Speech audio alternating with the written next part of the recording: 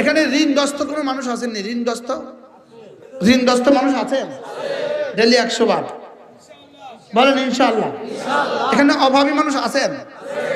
Daily কতবার? মেয়েটার বিয়ের জন্য নিজেও পড়েন 100 বার, স্ত্রীকেও পড়তে দেন 100 বার। ছেলেটার বিয়ের জন্য নিজেও পড়েন 100 বার, স্ত্রীকেও পড়তে দেন 100 বার। প্রতিদিন পড়েন 100 বার। ঘর ভেঙে গেছে পড়েন 100 বার। গরু মরে গেছে পড়েন 100 বার। ছেলেটা হারিয়ে গেছে পড়েন 100 বার। আল্লাহ তাআলার কাছে খায়রুন, শ্রেষ্ঠ, ইনদা রাব্বিকা, তোমার রবের কাছে, সাওয়াবা, সওয়াবের দিক থেকে শ্রেষ্ঠ, ও খায়রুন আমালা, আশার দিক থেকে শ্রেষ্ঠ।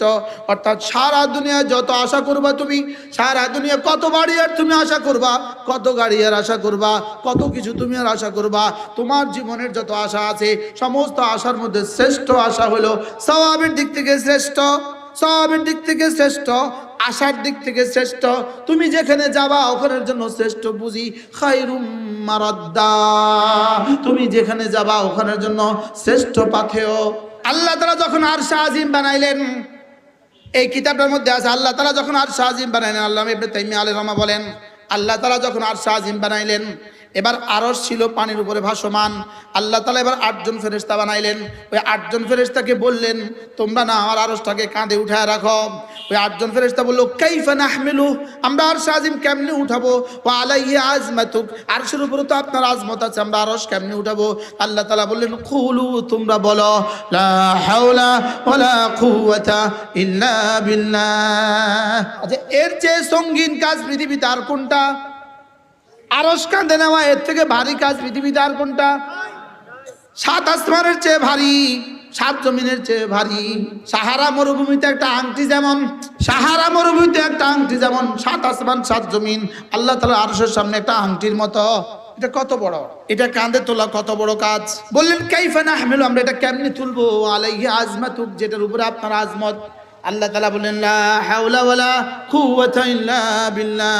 এটা পড়তে থাকো, ফেরেশতারা এটা পড়তে থাকছেন, আর এটা আরশ তাদের কাঁধের উপরে উঠে গেছে। সেদিন থেকে আজ পর্যন্ত আছে, আজ থেকে কিয়ামত পর্যন্ত থাকবে। একজন সাহাবীর ছেলে হারিয়ে গেছে, একজন সাহাবীর ছেলে হারিয়ে গেছে। আল্লাহ রাসূল সাল্লাল্লাহু তাআলা আলাইহি সাল্লাম ওই সাহাবীকে বললেন, তুমি পড়ো বেশি বেশি, লা হাওলা ওয়ালা কুওয়াতা ইল্লা বিল্লাহ। তোমার স্ত্রীকেও পড়ো, বলতে বলো, লা হাওলা ওয়ালা কুওয়াতা ইল্লা বিল্লাহ। 3টা সবক দিলেন। 1 নাম্বার ইত্তাকিল্লাহ, আল্লাহকে ভয় করো। 2 নাম্বার ওয়া তাওয়াক্কাল আলাল্লাহ, আল্লাহর উপরে ভরসা করো। 3 নাম্বার বেশি বেশি বলো, লা হাওলা ওয়ালা কুওয়াতা ইল্লা বিল্লাহ। এই 3টা আমল তুমি বেশি বেশি করে করো। সাহাবী বললেন, পেয়ে গেছি তো, সংবাদ তো পেয়ে গেছি, রাসূলের তাবিজ তো অব্যর্থ। সাহাবী বিবিকে গিয়ে বললেন, বিবি আমার, রাসূল তাবিজ দিয়েছে অব্যর্থ, আমার ছেলে আসবেই আসবে। সুবহানাল্লাহ বলে না, তুমিও পড়ো আমিও পড়ি। সাহাবী তো সাহাবী, তাকওয়ার ব্যাপারে কোনো আপোষ নাই, তাওয়াক্কুলের ব্যাপারে কোনো আপোষ নাই। এবার 3 নাম্বার সবকটাই বাকি ছিল, এটা আমিও পড়ি তুমিও পড়ো।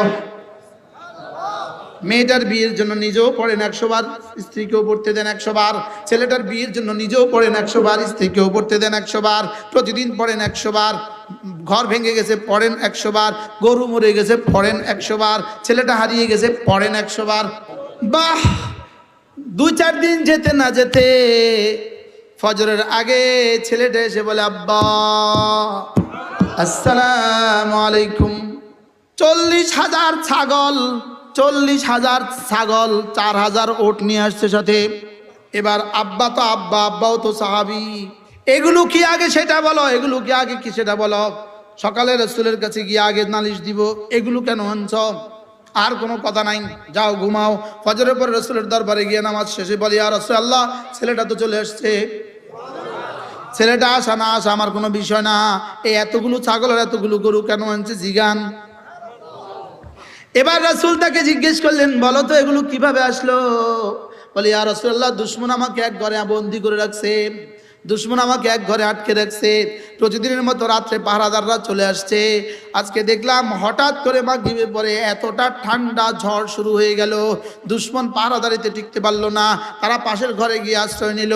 তাদের উপরে আল্লাহ তাআলা এই পরিমাণ ঘুম চাপায়া দিল, তাদের নাকের আওয়াজ আমি শুনতে পাইলাম।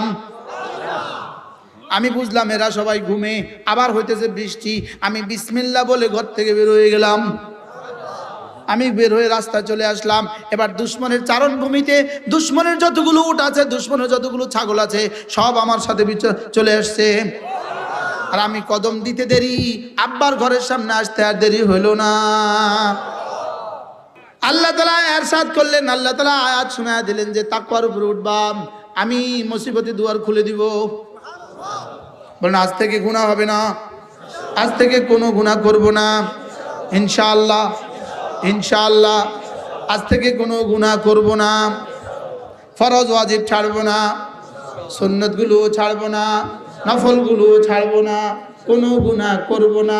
রিজিকের দুয়ার খুলবেই খুলবে। ভিড় নারী থেকে একবার যখন এভাবে চোখ এভাবে আসতেছে আসতেছে আসতেছে, আপনিও দেখতেছেন ভিড় নারী আসছে, আপনিও দেখতেছেন ও আসতেছে, আস্তে করে চোখ নামাইলেন। এটা যেন সঙ্গে সঙ্গে যেন আর শাহজিমের কাছে, আর শাহজিমে যেন এটা যেন রিজিকের দরজার সঙ্গে সঙ্গে করাঘাত করে দিল। ওর লেগে রিজিক দিয়ে দাও, রিজিক দিয়ে দাও, রিজিক দিয়ে দাও। ومن يتق الله يجعل له مخرجا ويرزقه من حيث لا يحتسب ومن يتوكل على الله ভরসা করবা যার উপরে ফাহুয়া হাসবু, তিনি যথেষ্ট। সুবহানাল্লাহ। তাইলে কি শিখলাম আজকে? লা হাওলা ওয়ালা কুওয়াতা ইল্লা বিল্লাহ। পড়েন লা হাওলা ওয়ালা কুওয়াতা ইল্লা বিল্লাহ। পড়বো তো?